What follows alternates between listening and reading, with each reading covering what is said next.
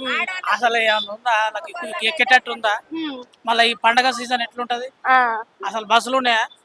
ఆ బస్సులలో ఎట్లా ఎక్కుతారు చూడండి. ఇంత ముందు ఎట్లుండే, ఉమ్. ఇప్పుడు ఎట్లుండే? అంటే ఇప్పుడు ఈ ఫ్రీ బస్సు పెట్టడం వల్ల అసలు వేస్ట్ ఉపయోగం అండి. ఉందంటారా? ఫ్రీ బస్ ఎందుకు పెట్టాలా? ఉమ్. ఇప్పుడు 100 రూపాయలు సంపాదిస్తాడు, అందులో ఒక 20 రూపాయలు ఖర్చు పెట్టుకోలేడా?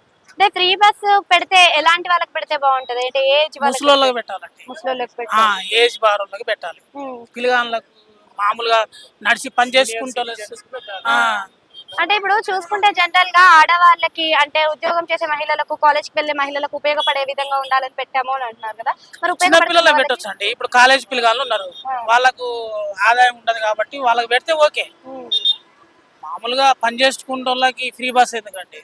ఉమ్.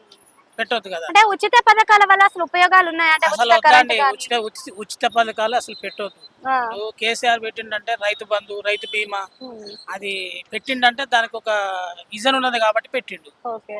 ఏనా? ఉమ్, మిగతా అన్ని ఎందుకు ఉచితం? కరెంట్ ఎందుకు? ఇప్పుడు కరెంట్ అంటే ఇప్పుడు మనం ఎంత వాడుకుంటే అంత కట్టగలుగుతాం. ఉమ్, కట్టేటోళ్ళు ఉన్నారు కదా, ఉమ్, ఎందుకు అది పెట్టడం అవసరం? ఓకే. ఇంకా సన్న బియ్యం ఇవ్వండి, కాకపోతే అంటే ఇప్పుడు సన్న బియ్యం కూడా ఇస్తా అంటున్నాడు సన్న కదా. బియ్యం ఎట్లా ఇవ్వాలంటే, ఇప్పుడు రూపాయి పెడతారు కదా, రూపాయి వద్దు, మనకి 10 రూపాయల 15 రూపాయల పెట్టి సన్న బియ్యం ఇస్తే అయిపోద్ది కదా. ఉమ్, సగం ఏమో గవర్నమెంట్ భరాయిస్తే, సగం లబ్ధి సన్న బియ్యం తీసుకుంటే వాళ్ళు పెడతారు. అదే దొడ్డు బియ్యం అయితే ఆ దొడ్డు బియ్యం తీసుకున్న సుఖం ఉన్నదండి, బయటకే ఇస్తారు. మళ్ళా అవును. ఇప్పుడు తీసుకొని బయటనే అమ్ముకుంటారు. అది అది ఏంది 5 రూపాయలకు 6 రూపాయలకు 7 రూపాయలకు అమ్ముకుంటారు. ఎందుకు? గవర్నమెంట్ లాస్ కదా అది. అవును.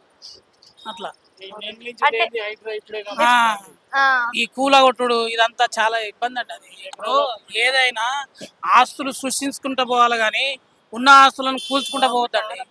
Thank you.